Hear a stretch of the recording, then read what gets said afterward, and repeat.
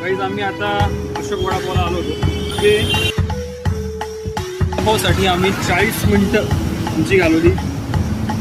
बघूयात वडापाव कसा आहे.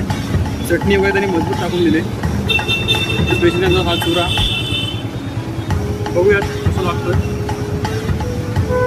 म्हणतो की आपल्या मुंबईमध्ये वडापाव सुरुवात यांनी केली होती. अशोक वडापाव तुम्ही बघितली गर्दी किती होती. बघूयात फर्स्ट बाईट घेऊयात.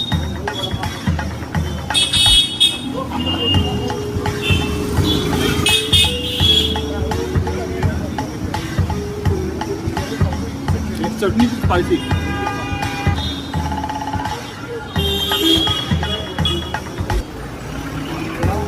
ज्यांना मला माहिती आहे की माझंही वडापावचं दुकान आहे, यांची जी भाजी आहे ना त्याच्यामध्ये मिरचीचं प्रमाण जास्त आहे.